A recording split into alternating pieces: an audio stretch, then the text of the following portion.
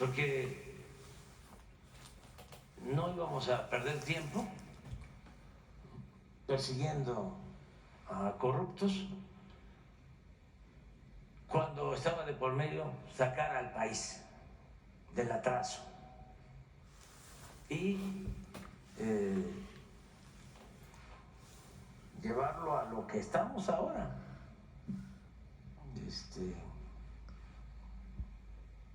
constatando una transformación. Pero dije, además, que la justicia no solo era castigar, sino era también, y pienso que sobre todo, prevenir. Y que no era el propósito hacer un escándalo, ¿no? Ya se detuvo a un corrupto, cuando lo más importante es la no repetición, que nosotros no actuáramos de la misma manera. Y eso es lo que hemos hecho. Y lo que hemos hecho, que no se hacía antes, era estigmatizar la corrupción. Porque antes se veía normal que el funcionario robara. Hasta se les ponía de ejemplo. Y ahora no. Entonces, además de decir todo eso, cuando tomé posición, dije que esa era mi postura, que no íbamos a perseguir a nadie, pero que si la gente al final de cuentas decidía que se juzgara a los expresidentes, que se podía llevar a cabo una consulta. Y se llevó a cabo una consulta, porque como todo esto se olvida, ¿no?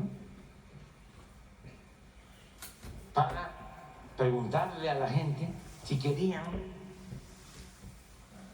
que se enjuiciara desde Salinas hasta Peña. Y votaron, no sé, ¿cuántos votaron? 7 millones. Pero no alcanzó, porque para que una consulta sea vinculatoria, de acuerdo a la Constitución, se requiere el 40% de participación de los ciudadanos. Por eso ahora estamos bajando, que es parte de las reformas, de 40 a 30. Porque en ese tiempo, igual cuando yo me sometí a la revocación del mandato, porque fue mi compromiso y cumplí, los conservadores llamaron a no votar y votaron por mí. ¿Cuántos? Que yo siguiera, pero tampoco alcanzó el 40.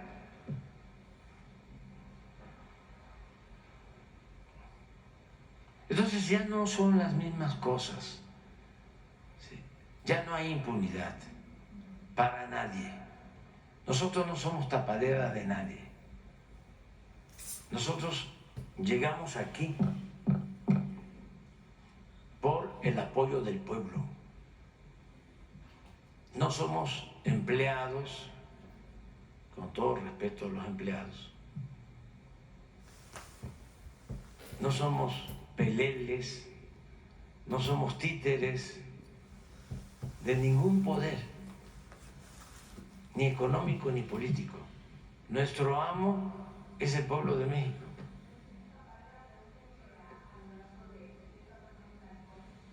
¿En dónde? ¿En qué vive la directora de Actores? Bueno, sí, ya hasta ya no llego ya. O sea, pero no, ya entonces vamos a llegar a lo del PAN y el PRI, que hicieron un acuerdo allá en Coahuila y se repartían hasta los baños públicos y notarías y todo eso. No, hasta allá no llego. O sea, estamos hablando de así fue, miren. Lo del juicio de los presidentes es lo de 7 millones y la consulta de revocación 16. Pero los conservadores llamaron a no votar y entonces no se llegó. Tenían la oportunidad. Por cierto, ahora las reformas contemplan la revocación del mandato que se va a celebrar cada 3 años. Se va a ir a votar por diputados, por presidentes municipales, si corresponde gobernador, y al mismo tiempo se le va a preguntar también a la gente: ¿quieres que siga la presidenta o el presidente o que renuncie? Eso es la democracia participativa. Todos esos cambios son los que se están llevando a cabo.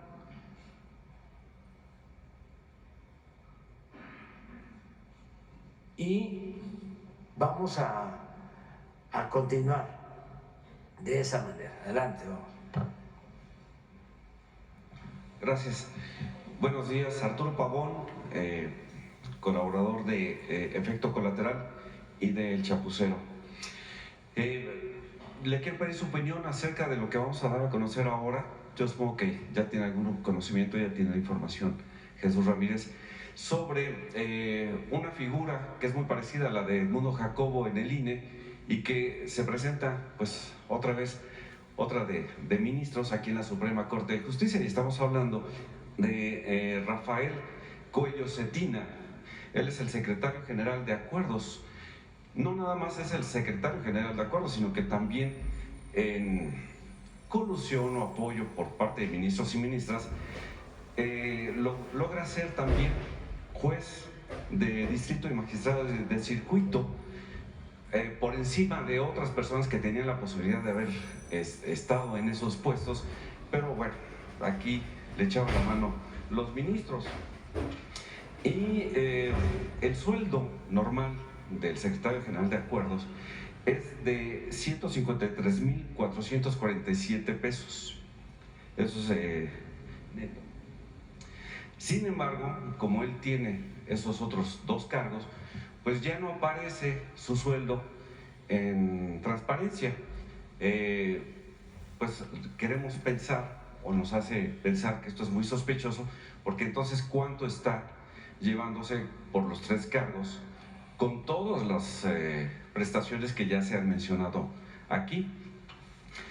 Este señor entró, le digo que está enquistado ahí desde hace muchos años, entró desde 1992, ocupando diferentes cargos, ir escalando y aparte pues hacerse de lealtades a través de diferentes favores que hacía a los ministros que le tocaron a él. Pero ya hace 14 años, bueno, ya va a cumplir 15 años, se le da el título de secretario general de Acuerdos, le dan ese cargo. Y en 2014 se le da el de distrito, el de juez de distrito de competencia, el cual pues nunca lo ha ejercido y debería de ejercerlo porque así es la normativa. Pero pues le dicen que está comisionado como secretario general de Acuerdos y entonces pues no pasa nada. Y la misma situación es como magistrado de circuito. Él debería de ejercerlo, no lo ejerce, pero sigue vigente porque los ministros le dan una comisión. Y entonces así es como anda el señor ahí. Bueno, en esta Secretaría General de Acuerdos, su antecesor tenía aproximadamente 35, 36 colaboradores, los cuales pues le ayudaban en las cosas naturales y normales de ese cargo.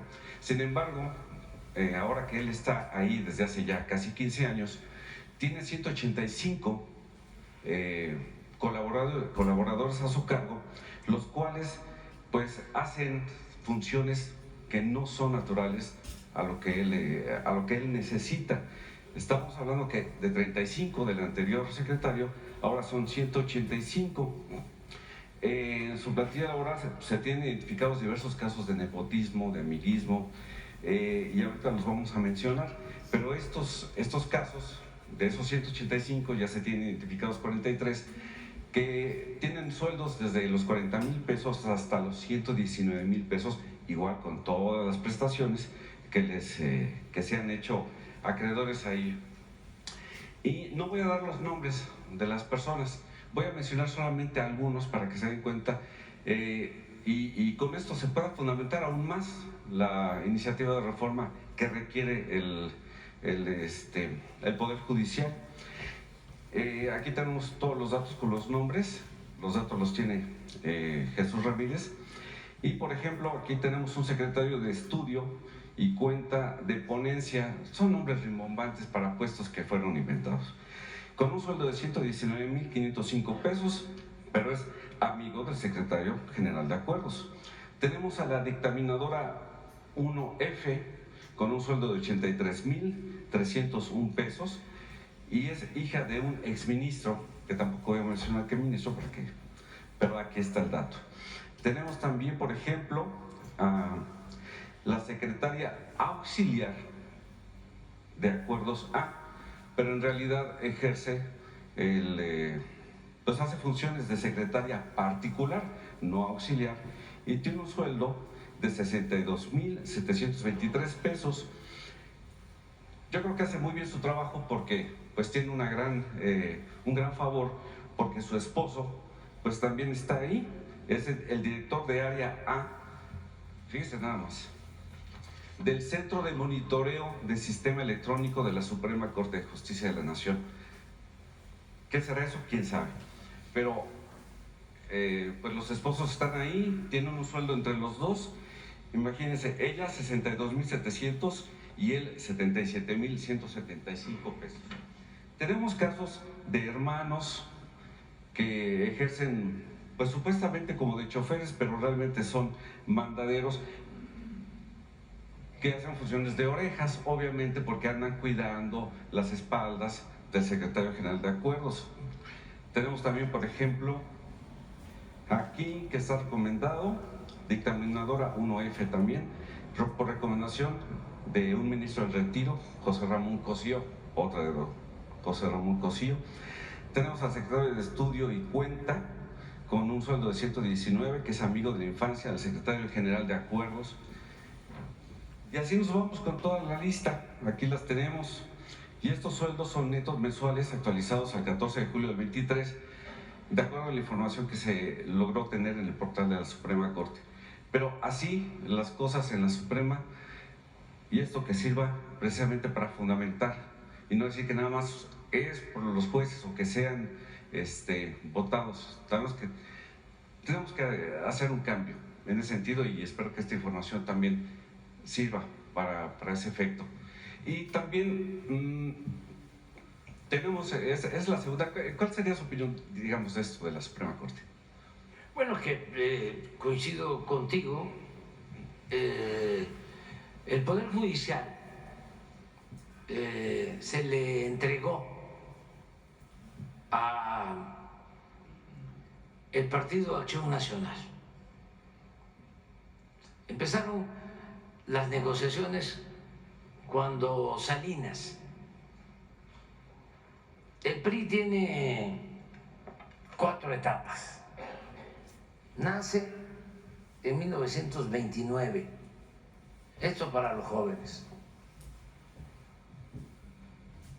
Y se denomina Partido Nacional Revolucionario, PNR. Plutarco Elías Calles, dirigente político, presidente de México, cabeza de lo que se conoció como el Maximato, de manera muy hábil,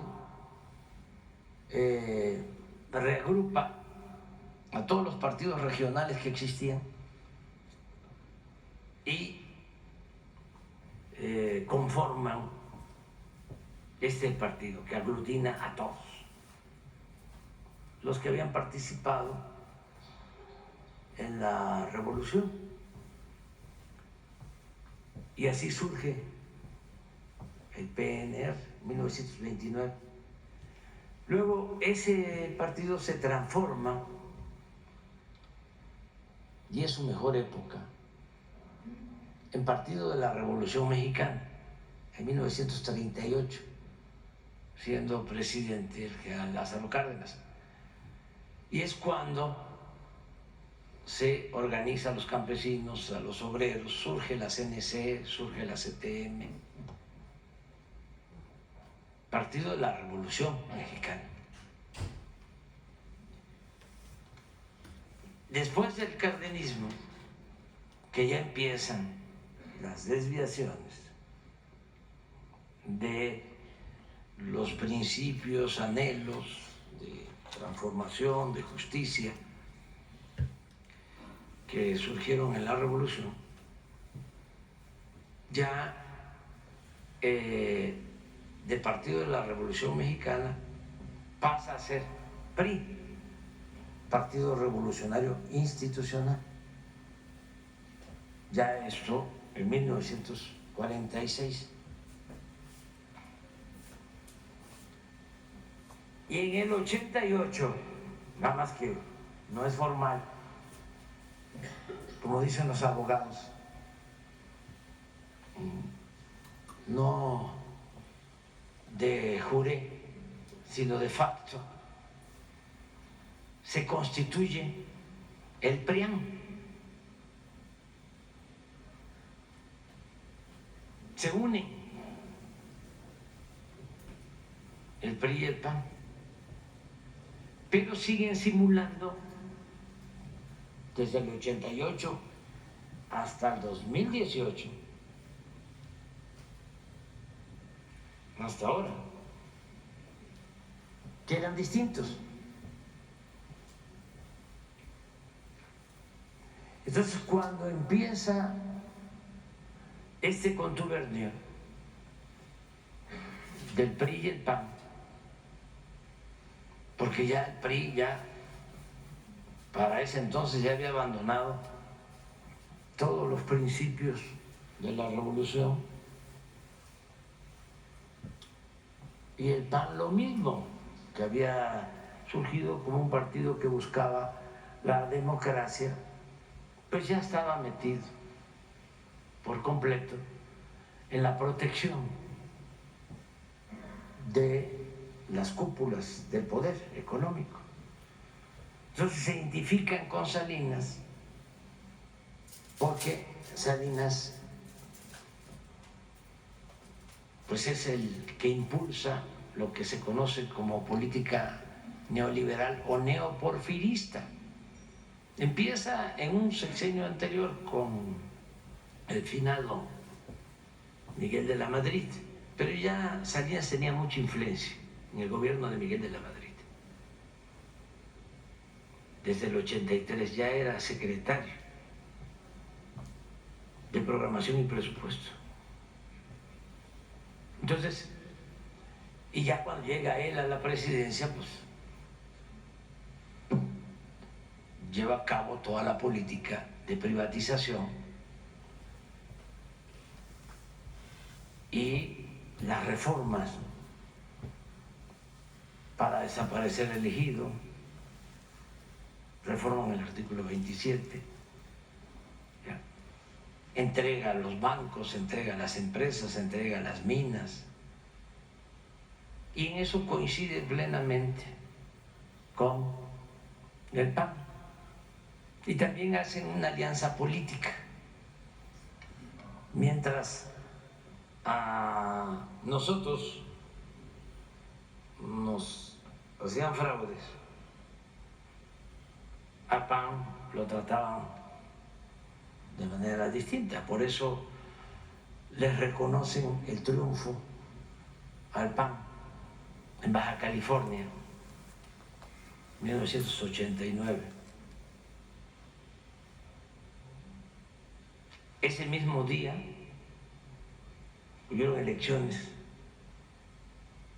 en Michoacán por la gobernatura, igual que en Baja California, y fue un trato distinto. En Michoacán, fraude y represión, muertos. Y en Baja California se aceptó el triunfo de Rufo. Pero no queda ahí.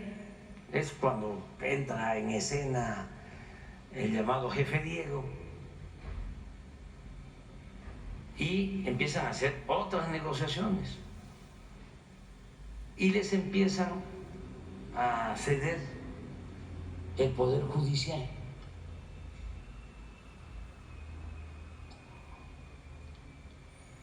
Al PAN, al grado que en el siguiente sexenio, con Zedillo, ya les entregan al PAN la Procuraduría General de la República.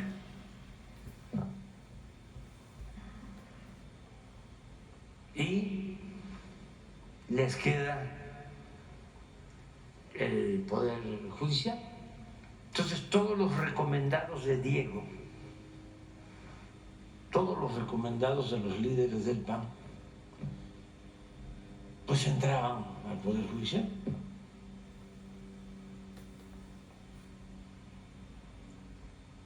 Más, pues otros recomendados de grupos de intereses creados. Entonces, el Poder Judicial se convirtió en un poder al servicio, como estaba también el Ejecutivo. Lo mismo, un poder al servicio de una minoría. Y como complemento, o mejor dicho, como recompensa a todos esos servicios prestados a la oligarquía para saquear a México, para robar a sus anchas, pues les daban concesiones, los maiciaban, como decía Porfirio Díaz. Ese gallo quiere maíz. ¿Y cómo los maiciaban o cómo es el maiceo de los últimos tiempos? Pues sueldos elevadísimos. Por eso, 700,000 pesos mensuales para un ministro. Claro que sí. Hablamos de maicero. Pues no le llega un ministro a Lore de Mola, que gana 2 millones de pesos mensuales. Ni modo que sea una eminencia, ¿no? Y que sus servicios prestados a la patria requieran de una retribución de 2 millones de pesos mensuales. Les pagan eso porque ellos defienden intereses.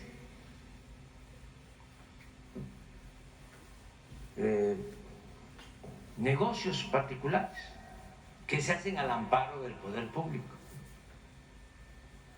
O sea, los dueños de los medios pagan todo eso a estos periodistas, entre comillas, ¿no? Porque el periodismo es un noble oficio. Porque pues así chantajean a los gobernantes y les entregan contratos leoninos en donde se quedan con mucho dinero del presupuesto que es dinero del pueblo. Entonces, en el caso de los funcionarios del Poder Judicial y de estos órganos autónomos que crearon con ese mismo propósito, era pagarles bien para que actuaran como vasallos, para que actúen obedeciendo y callando. Es compra de lealtades. Compra de lealtades, compra de conciencia. Entonces, se pudrió el Poder Judicial. Entonces, parte de las concesiones era también permitir el nepotismo, aparte de la corrupción.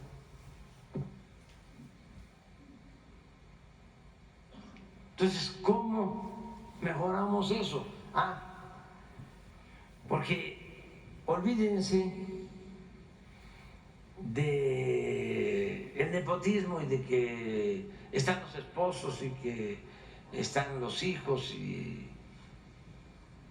los primos, cuñadas, cuñados. No.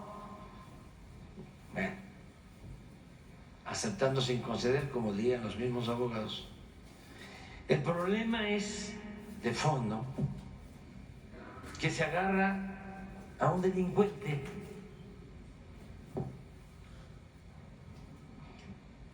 y por dinero se le deja libre o por influencia. Imagínense el daño que causan a la sociedad.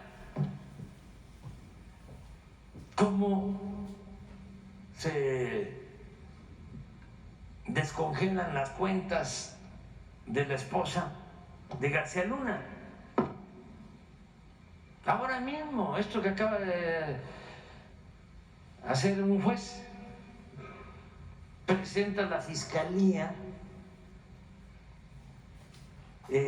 una denuncia contra el presunto segundo tirador en el asesinato de Colosio. Y el juez niega la orden de aprehensión.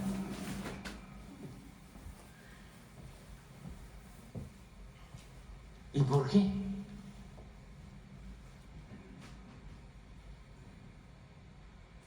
¿Qué hay detrás? Más bien, ¿por cuánto? Sí, pero es una red de complicidades, de componendas. Y así muchas cosas. Esto de que dos ministros cancelan la ley eléctrica, una ley que beneficia al pueblo, pero que no le conviene a las empresas particulares. Entonces esos ministros, ¿a quienes representan? ¿Al pueblo? ¿A la justicia? ¿O a empresas particulares y a los intereses económicos? Entonces, ¿cómo resolvemos eso los mexicanos? Porque sí necesitamos tener un poder judicial sin corrupción, sin influyentismo, donde jueces, magistrados, ministros actúen con rectitud y que apliquen la máxima de que al margen de la ley nada y por encima de la ley nadie, con la rectitud de Juárez, con la rectitud de José María Iglesias, con la rectitud de Lerdo, con la rectitud de Vallarta, de los grandes abogados que hemos tenido en el país. Entonces, ¿cómo le hacemos para renovar, para reformar ese poder? Pues con la participación de la gente. Es el mejor método, el método democrático para limpiar lo putrefacto.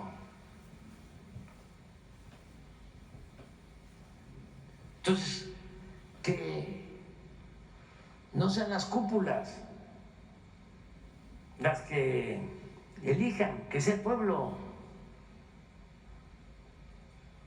el que elija a los jueces, el que elija a los magistrados, el que elija a los ministros.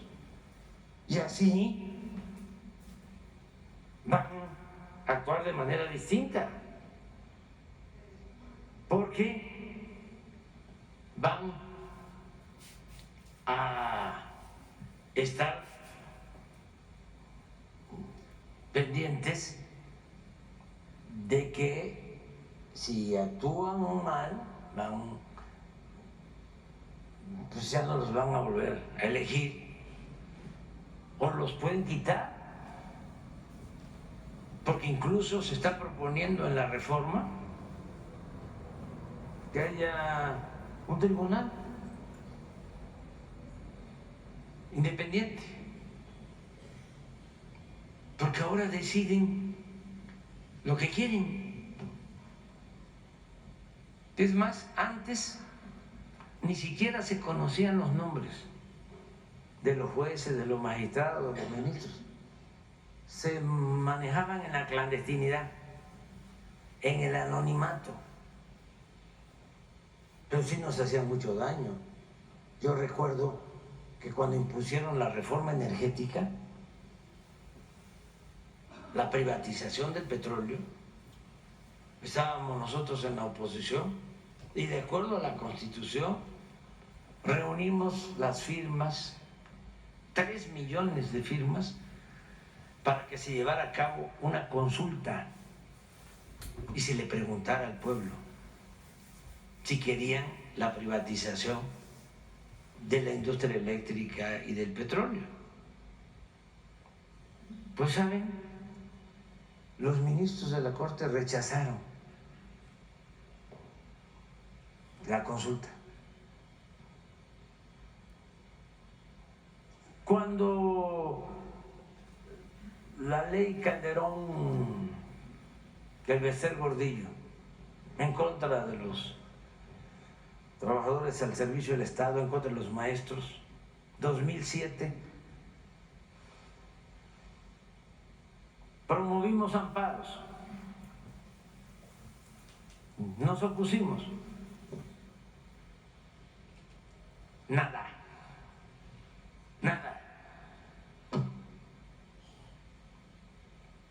Pero yo sostengo que no solo es el caso del Poder Judicial, el gobierno en su conjunto, en el periodo neoliberal, no promovió ninguna reforma a la Constitución en beneficio del pueblo.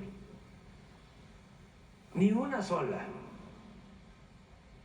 No hay una sola prueba que en 36 años se haya llevado a cabo una reforma a la Constitución para beneficio del pueblo. Al contrario, todas las reformas que hicieron fue para perjudicar al pueblo y favorecer a una minoría rapaz. Entonces, por eso sí hace falta la reforma al Poder Judicial. Claro que no les gusta, porque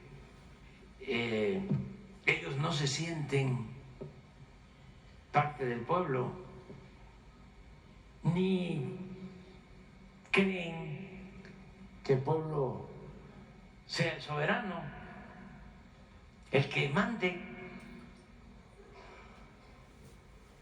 Si alguna vez han pensado en eso, ha sido porque lo han tenido que decir en un discurso, pero no porque le tengan obediencia al pueblo, no porque estén pensando en mandar obedeciendo al pueblo, no, es una élite totalmente divorciada del pueblo. Por eso se requiere la reforma. Y afortunadamente va a decidir el pueblo en la elección. Va a decidir si quiere que continúe la transformación o que regresen los de antes, los de el bloque conservador, que regrese Claudio, ¿no?, a pedir que se cancele la educación pública, que regresen los contratos leoninos, los sueldos elevadísimos, los lujos en el gobierno. La gente va a decidir eso. Y que ya no le den nada al pueblo, como sucedía, o que le den muy poco. Cuando había recibido la gente, que eso además su derecho, en 6 años, de manera directa, en pensiones, en becas, en apoyo a campesinos, a pescadores, a trabajadores. 2.700.000.000.000. ¿Cuándo? Si todo se quedaba arriba.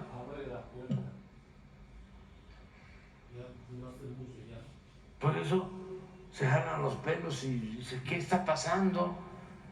Como si nos traemos a mejor periodista del mundo, ¿no?, a que elabore un montaje, y tenemos a Loret de Mola y tenemos a todos. ¿Cómo es posible, pues, que no pase nada? Pues es muy sencillo, ¿no?, de explicar. El pueblo está contento con la transformación, porque son cosas interesantes, ¿no?, en el análisis. Una, lo que significa la democracia para un pobre y lo que significa la democracia para una persona de clase media o de clase alta. Es distinto. Tiene una connotación distinta, porque la democracia auténtica, verdadera, para el pobre es su sobrevivencia. Es la posibilidad de ser atendido, ayudado, auxiliado. Para un integrante de clase media, pues es distinto. Puede ser porque va a haber un gobierno más eficiente, que se va a hacer cargo de la seguridad,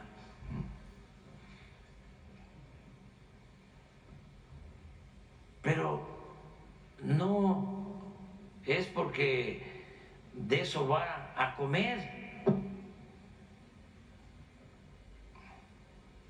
Entonces, la democracia para el pobre es fundamental,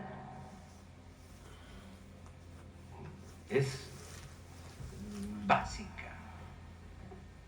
Ese es un asunto de fondo para la reflexión.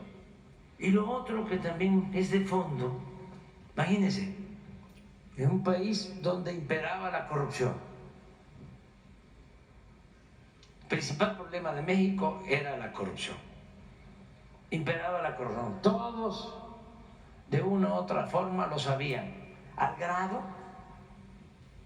de que los más corruptos, los de arriba, querían que se aceptara como algo normal. Como decía don Jesús Silva Gerso, el grande, decía que los funcionarios y algunos hombres de negocios, traficantes de influencia, ¿sí?, hacían sus fortunas de la noche a la mañana, en un abrir y cerrar de ojos, y decía, y ni siquiera pierden su respetabilidad. Y agregaba, y ese es el peor de los males, porque se veía normal. Entonces todo el mundo sabía, no todos en México, y eso es una cosa que debemos de tener muy presente. Nuestro pueblo es honesto. La mayor riqueza de México es la honestidad de su pueblo. Y eso tiene que ver con nuestras culturas. Cuando llegaron los europeos, los indígenas se quedaban sorprendidos por la forma en que ambicionaban el oro. La avaricia no existía en nuestro pueblo. Pero bueno, se quiere establecer como forma de vida la corrupción. La gente resiste, y ahora sí, resulta que se combate la corrupción y por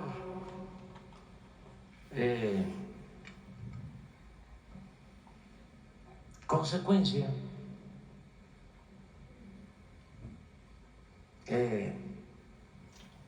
por ese acto, por esa decisión, empiezan a recibir lo que antes no les llegaba.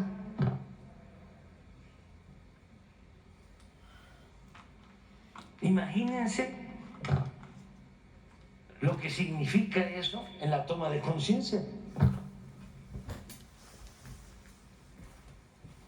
Cuando estos pseudoperiodistas, ¿no?, mercenarios, parásitos, van a poder chayoteros, voltear las cosas ante un hecho de cambio de mentalidad, pero además algo que se constata, hechos. ¿Cuándo van a poder con eso?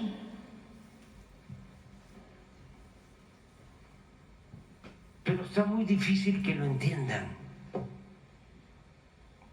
Porque imagínense una gente que se formó clasista, que se formó racista, con un modelo aspiracionista en donde el dinero es su Dios. ¿Cómo lo vamos a hacer cambiar?